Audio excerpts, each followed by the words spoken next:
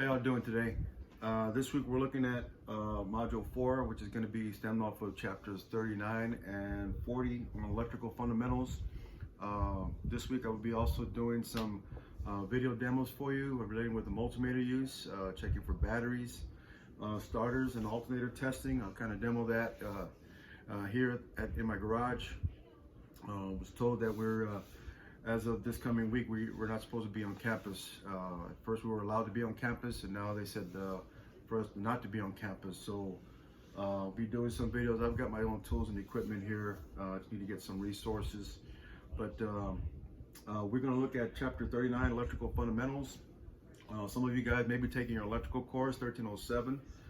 So this is going to be a stem off of that with a couple other things. Just kind of introduce yourself that electricity, of course, we can't see it. Only thing we can do it, we can measure it with a multimeter. Typically, we want to use a 10 mega ohm impedance multimeter if at all possible. They make, of course, 20 mega ohm multimeters, which are good. Kind of what you want to get to. So we're looking at on 39. I've got all this on my PowerPoint too, so pay attention to my PowerPoints as we kind of go through Module 4. It's a pretty good lengthy type of module. Dealing with battery servicing, ignition systems, starting systems, alternator, we're getting the hybrids as well. So keep in mind that we've got positive atoms, of course, called protons. Negative charge atoms, okay, are going to be what? Electrons. So keep in mind that we get this positive and electron items going on together that help build up electricity and flow and path through a conductor. The conductors, of course, are different materials that we have out there. We got silver, gold, aluminum, steel, and of course we've got cast iron that we deal with, which is a good conductor. We ourselves as humans are a good conductor of electricity. If we touch something, we can get shocked. Of course, we can get killed. We're dealing with a hybrid vehicle, and we'll get into that a little bit later on in Chapter 90. But typically, we're using quite a bit of aluminum. We're looking at silver. It's a type of copper, which is another one main wiring that we use in our automotive industry, where we're able to test certain things. Now, how we test them, we can't pierce the wire, so we're going to go through the wire alongside of it in a connector, which is called back probing. And I'll get a chance to demo that here at the house. And show you how to do that. Typically in this particular section, I like to normally, in the classroom when we get discussed and go into the lab, I'll show you guys how to do back probing, and you guys will actually do it in your groups, but apparently we're not able to do that at this point. So I'll go ahead and demo that for you guys.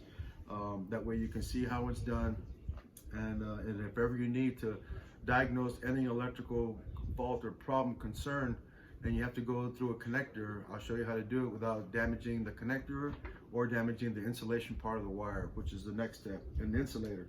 So what are insulators? They're made out of different materials that help protect the conductor of electricity.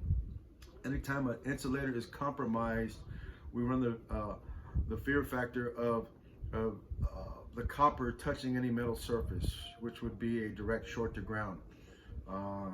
And we'll talk about the different types of circuits that we have available in a little bit here, but insulators are typically rubber, plastic, nylon, porcelain, ceramic, or fiberglass. Some of those we see inside electrical connectors. Of course, on the windshield, we have a defroster, rear windshield defroster. We have a grid surface inside impregnated in the glass. That causes the electrical voltage source to go through the heated glass on the rear side of the windshield, and it causes a heat element to build up in between the glass that helps us with reduced fog and moisture that we can see, especially during the cold winter times that we have here in San Antonio in the November through January or February actually. And we can see how the rear windshield defroster kind of works when we apply a voltage to it, when we push a button to activate it. So the different types for conventional reasons, we go from a flow of positive to negative, and for automotive service use as well as a battery, that's what we do with. we're going through the conventional series. Of course, the electron theory states electricity flows from negative to positive, but for automotive use, we're going with conventional. That's typically what we deal with anyway. And it kind of references that in the book on page 424, conventional theory versus electronic theory. So typically what we can measure, we can also measure amperage, which is a current flow through a conductor. The voltage that we could see, we can actually measure that when we put our multimeter on our voltage scale. There's a volts AC that we can use to measure alternating voltage within an automotive system with different types of systems. We can also measure volts AC on our house units as well. But typically we do a lot of direct measurements. So direct voltage measurements can be incurred and shown with a capital V with a line going through it and 2 tick marks underneath it, which would mean direct voltage. Volts AC on the multimeter would be indicated by a capital V and a curvy looking line, which indicates volts AC. We also can measure resistance. Resistance is the opposition to current flow. So when we measure resistance, we can't have any current flow going through it. Plus, if there's any sensors or anything that we need to measure across it, we have to disconnect the harness to get to it. Okay. So in other words, when you check resistance, you can't have no current flow going through the object whatsoever. Okay. So just kind of keep that in mind. When we measure amperage, we have to measure in series. So from one end to the other, we have to measure it, not from a ground source and touch it when you have the amp probe gauge hooked up to it, because if you do that, you'll blow the fuse in your multimeter.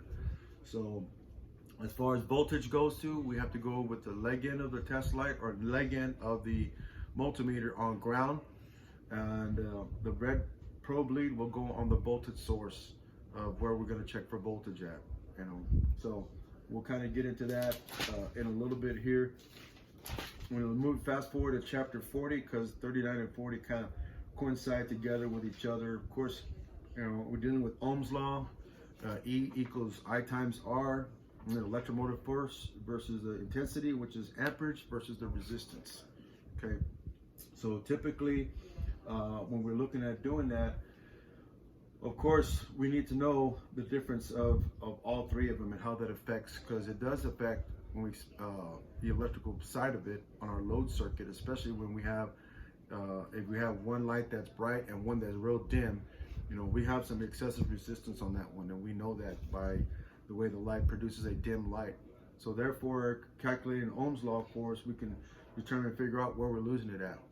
And when we get into circuit fault types, of course, we've got a regular circuit, which is a complete circuit, an open circuit, which is called an incomplete circuit, where we have voltage that's interrupted through a wire harness or a connector at some point. And then we have a short to ground circuit, where that we talked about it earlier, that copper wire is exposed or open, is touching ground somewhere, and that will cause a fuse to blow. When fuses blow, they blow because of too much current flow going through the circuit.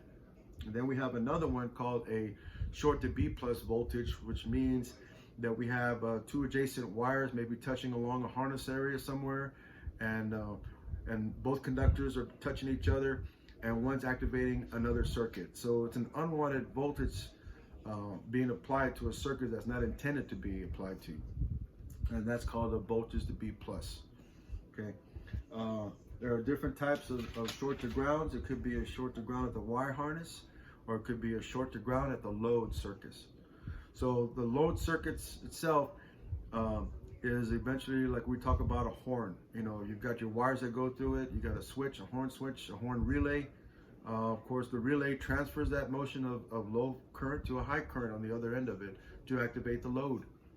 So in the event that we don't have a horn working, we need to make sure we do some following checks or preliminary checks in doing so. So when we're looking at a problem with the horn circuit, a couple of things we need to look at. Number one, what's the battery condition? Make sure your batteries are in good condition. Make sure the terminals of the battery are in good connections. That checks out good. Then we're going to check the fuses on both ends. We check it with a test light, and we also check it physically, just to make sure that you have current flow on both sides of the fuse. I'll kind of give a demonstration. Like I said, I'll be doing some demos this week regarding these chapter 39 and 40 related with electrical circuit areas on my personal vehicle. So I'll kind of cover that with you guys.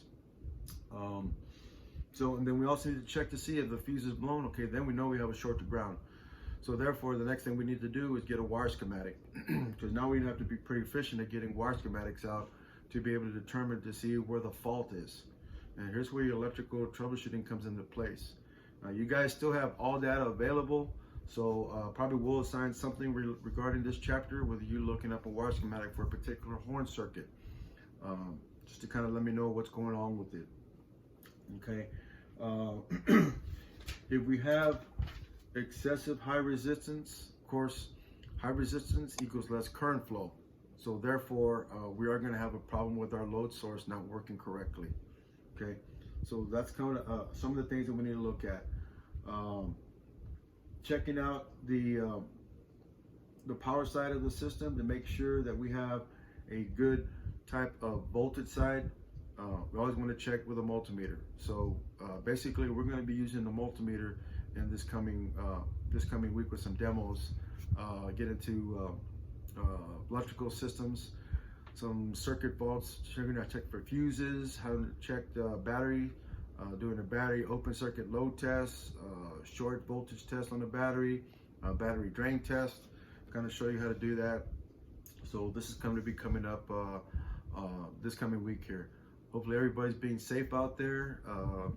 You know, stay inside. I know we got Easter coming up tomorrow, but just you know, kind of be in there, be safe, and hopefully we can get through this one day at a time. Okay. Look forward to some demos for this coming week. Okay. Have a good day. It's on a Saturday.